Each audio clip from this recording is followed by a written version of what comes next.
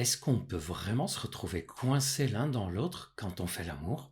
Bonjour tout le monde et bienvenue dans cette nouvelle vidéo dans laquelle je vais vous parler de ce qu'on appelle pénis captivus. Avant de vous en parler, j'aimerais vous rappeler que vous pouvez liker cette vidéo si elle vous apprend des choses et qu'elle vous plaît, et surtout n'oubliez pas de vous abonner parce que c'est en vous abonnant que vous ne raterez pas nos prochaines vidéos et en plus vous permettrez qu'on diffuse notre chaîne et qu'on la référence de façon plus intéressante. Ça nous permet d'avoir un rôle d'information pour le grand public et d'apporter le plus d'informations objectives, sérieuses possible.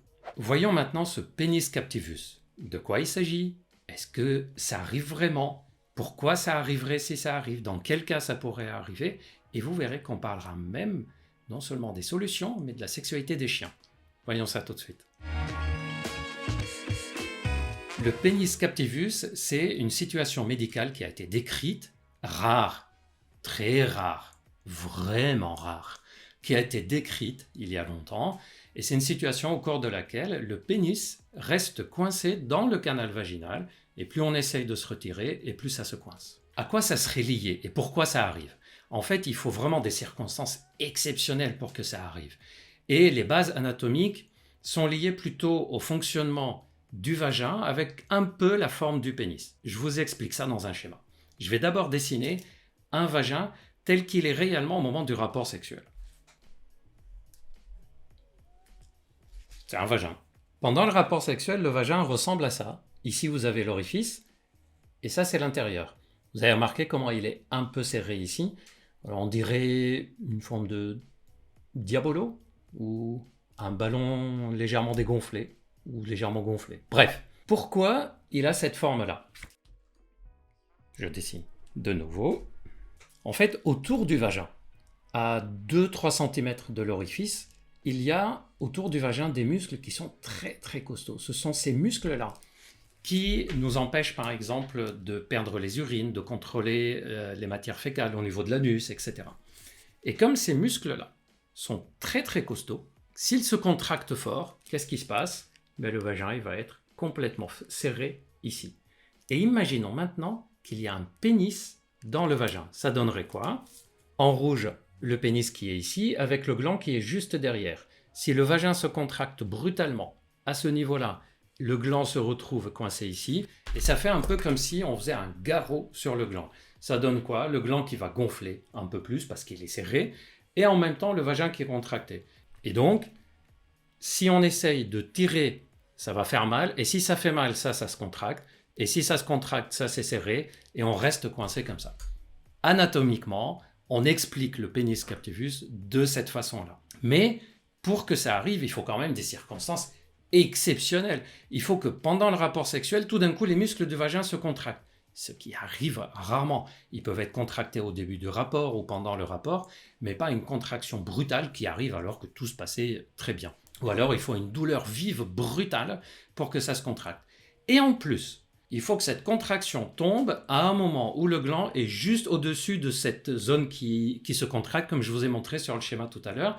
Et en plus, il faut que le gland ait une forme qui l'empêche de glisser, c'est-à-dire une forme qu'on appelle en tire-bouchon ou en forme un peu de champignon. Donc vous voyez, il faut vraiment des circonstances complètement exceptionnelles pour que ça arrive chez l'être humain. D'ailleurs, il y a plein de petites choses comme ça qui sont très rares, mais qui peuvent arriver pendant un rapport sexuel. Et si ça vous est déjà arrivé des choses un peu bizarres, un peu exceptionnelles, n'hésitez pas à nous raconter dans les commentaires. Toujours intéressant d'apprendre des expériences des autres. Et si en plus c'est quelque chose qui vous a perturbé, n'hésitez pas à me poser la question. Et promis, j'essaierai de répondre à toutes vos questions. Ah, pourquoi j'ai dit que c'est très rare chez l'être humain? Parce qu'en fait, chez certains animaux, c'est beaucoup plus fréquent, c'est même prévu comme ça chez certains animaux, comme les chiens. Le chien, il a une forme du pénis avec le gland qui a une forme en tire-bouchon, comme je disais tout à l'heure, ou en forme de champignon. Et en plus de ça, la femelle, la chienne, a un canal vaginal qui peut se contracter facilement et qui a des sortes de mini-ventouses microscopiques pour empêcher que le pénis sorte. C'est fait pour quoi? C'est fait pour que le chien éjacule dans le canal du vagin pour la reproduction, et donc c'est fait pour garantir un peu le fait que le chien il va pas arrêter la pénétration tant qu'il n'a pas joui et que le pénis n'a pas dégonflé. Et c'est pour ça que si vous voyez des chiens s'accoupler, surtout, ne faites pas ce que certaines personnes font, c'est-à-dire J'ai vu des personnes qui disent « Ah, moi je leur balance un peu d'eau, ou je leur fais peur, ou je leur crie dessus pour qu'ils arrêtent leur accouplement. » Surtout ne faites pas ça, c'est hyper douloureux pour la femelle si le chien se retire brutalement, et c'est hyper douloureux pour le chien, ça peut même abîmer complètement leur système génital. Donc si vous voyez des chiens se reproduire, eh ben on les laisse finir parce que c'est prévu comme ça par la nature. Revenons aux êtres humains. Si ça arrive chez l'être humain, qu'est-ce qu'il y a à faire? La première chose à retenir, c'est qu'il ne faut surtout pas forcer, parce que plus on va forcer, plus ça fait mal, plus le vagin se contracte. Et plus on va forcer sur le gland, plus il va avoir un œdème, c'est-à-dire se gonfler un peu. Donc on essaie de se détendre, on respire tranquillement, tous les deux, et on fait de sorte que les muscles se relâchent un peu à la fois. La femme peut aussi faire des mouvements comme si on se forçait pour aller aux toilettes, comme si on poussait pour aller à la selle, comme si on poussait pour faire sortir les urines. Ça a tendance à ouvrir un peu le canal du vagin. D'ailleurs, c'est un exercice qu'on apprend aux femmes qui ont du vaginisme. C'est un programme que vous pouvez trouver d'ailleurs sur la plateforme mia.co, qui est l'équivalente de charles.co, mais pour les femmes. En tout cas, le programme vaginisme apprend à pousser les muscles pour qu'ils s'ouvrent et non pas se contracter. Certaines personnes disent que le fait de faire un toucher rectal chez la femme, ça permet de détendre. Et dans les cas extrêmes, le médecin ferait un décontracturant, ou on prend un décontracturant pour que les muscles se relâchent. Mais honnêtement, personnellement, en 25 ans d'expérience, je n'ai jamais vu un cas pareil. Plein de mes collègues en ont entendu parler aussi, mais on n'a jamais vu. Ça semble être quelque chose d'exceptionnel. Alors peut-être que ça arrive de temps en temps et que les personnes se débrouillent d'elles-mêmes et pas besoin de consulter. Mais en tout cas, sachez que ça existe, au moins chez les animaux, probablement chez les êtres humains, mais de façon exceptionnelle. Petite remarque dont on ne parle jamais quand on parle de pénis captivus. Est-ce que ça peut arriver dans une pénétration anale? Eh ben non, le risque que ça reste coincé dans une pénétration anale est quasi inexistant. Pourquoi? Parce que vous voyez ces muscles dont je vous ai parlé qui entourent le vagin et qui se contractent de façon forte et qui font de sorte que le pénis peut rester coincé dedans.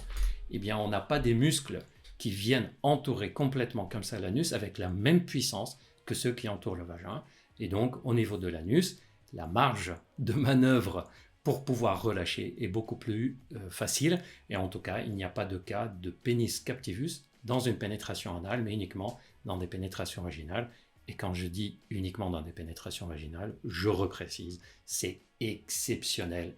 Et c'est quelque chose dont on doute même que ça existe. Beaucoup de spécialistes pensent que c'est plus un mythe qui vient du monde des animaux et qu'on imagine que ça peut arriver chez les êtres humains, mais que ça n'arrive pas vraiment. Voilà, maintenant vous savez ce que c'est le pénis captivus, vous savez pourquoi on dit que c'est peut-être un mythe, mais vous savez qu'il y a aussi des bases anatomiques qui expliquent qu'on peut imaginer que ça puisse arriver quand même, et en plus, vous savez comment il faut faire.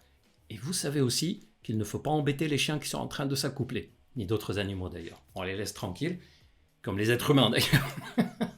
On laisse tranquille. Voilà pour aujourd'hui. Si cette vidéo vous a plu, n'hésitez pas à liker et je vous rappelle de vous abonner pour nous permettre de diffuser encore plus les informations sur la sexualité. Et moi, au passage, ça me fait plaisir. Je vous donne rendez-vous très bientôt pour d'autres informations.